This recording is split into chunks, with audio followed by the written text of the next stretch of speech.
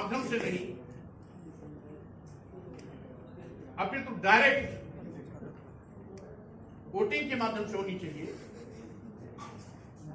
जिससे कि सही मायने में जनादेश का मूल्यांकन किया जा सके। मेरी मान्यता है और हम समझते हैं, जितने भी यहां पर राजनीतिक पार्टियां बैठी वो सब चाहती हैं कि पूर्व में जो वोटिंग व्यवस्था थी उसे बहाल किया जाए और ईवीएम के माध्यम से वोटिंग करना बंद रहे।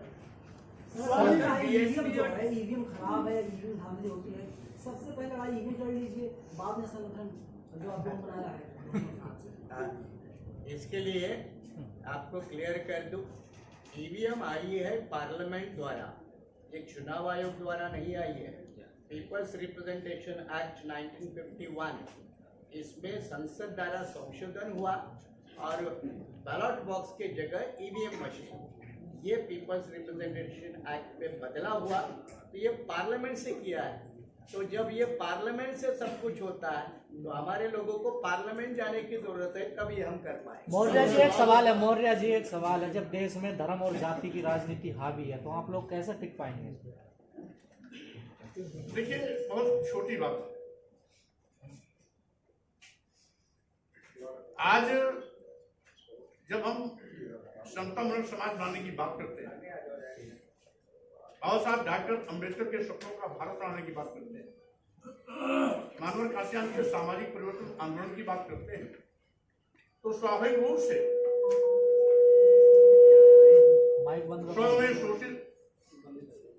100 में 90 शोषित, 90 भाग हमारा। हम इस फार्मूले के तहत अनुसूचित जात, अनुसूचित जात और पिछड़ों को सम्मान स्वाभिमान के साथ खड़ा करेंगे, क्योंकि हिंदू के नाम पर अनुसूचित जात, अनुसूचित जनजाति और पिछड़ों का वोट तो लेते हैं, लेकिन सत्ता में आने के बाद अगर सही मायने में अनुसूचित जात, अनुसूचित जनजाति और पिछड़ों को ये हिंदू मानते तो इनका आरक्षण खत्म नहीं करते, इनके सिर पर खड़े होकर पेशाब नहीं करते, शरीर में मलमूत्र लेप करके उसका उपहास नहीं करते। आज अभी कल की एक घटना है, झांसी में एक दलित का सिर मुड़ा करके गांव में नचाया गया, पेट उल्टा टांगा गया, बेइज्जत किया गया। इसके पहले अभी इसी उत्तर प्रदेश में, हम उत्तर प्रदेश की बात कर रहे हैं, एक महीने के अंदर 2 दर्जन से ज्यादा अनुसूचित जाति और अनुसूचित जनजातियों की हत्या की गई और हत्या करने वाले एक वर्ग विशेष के। क्या जब ये हत्या करते हैं, आरक्षण खत्म करते हैं, हमारे साथ सौतेला व्यवहार करते हैं, अमानवीय व्यवहार करते हैं, तो उस समय हम इनको हिंदू नजर नहीं आते। इसका मतलब है हिंदू अनुसूचित जात, अनुसूचित जनजाति और पिछड़ों के ओर पर डकैती डालने का एक फार्मूला। सही मायने में आज भी हम अनुसूचित जाति हैं, अनुसूचित जनजाति हैं और पिछड़े हैं, जिसको पहले शूद्र कह करके हमारे साथ जानवरों से बदतर जिंदगी जीने के लिए परिस्थितियां पैदा करते थे। आज भारतीय संविधान लागू होने के बावजूद भी भारतीय संविधान का अनुसरण ठीक से न करके मनोव्यवस्था के मुताबिक समाज को संचालित करने की कोशिश कर रहे हैं।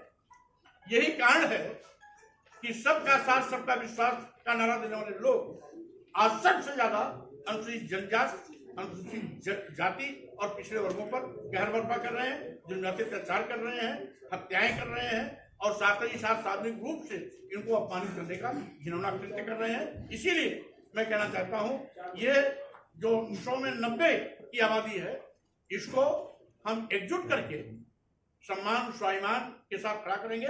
और आज का भारतीय संविधान ही हमारा सबसे बड़ा धर्म ग्रंथ, समतामूलक समाज की स्थापना करने का मंत्र ही हमारा सबसे बड़ा धार्मिक अस्त्र है। इसलिए हम इस रास्ते पर चल करके अपने महापुरुषों के सपनों को साकार करेंगे और समतामूलक समाज की स्थापना के आगे बढ़ेंगे। धर्म इस देश में एक नहीं अनेक, तो ये हिंदू, मुसलमान, सिख, ईसाई, बौद्ध, जैन से भारत नहीं चलेगा। भारत चलेगा भारतीय संविधान से, क्योंकि भारतीय संविधान का दर्जा किसी भी धर्म और धर्म नियम से ऊपर है। तो हमारे लिए हमारा धर्म राष्ट्र धर्म भारत, हमारा धर्म राष्ट्र धर्म है। भारत का अस्तित्व बचाना हम सबकी सामूहिक जिम्मेदारी है। भारतीय संविधान के बताए रास्ते पर चलना हमारा सबसे बड़ा धर्म है। मानी साहब सब बाबा साहब की बातें करते हैं।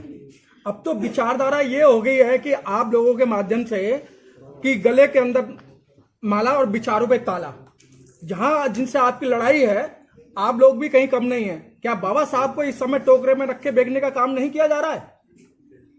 ऐसा है कि हर महापुरुषों के साथ समय समय पे एक बदलाव तो जरूर आता है, चाहे वो गांधी जी हो, चाहे बाबा साहब हो, चाहे कार्ल मार्क्स हो, वो अपने समय के साथ होता रहता है।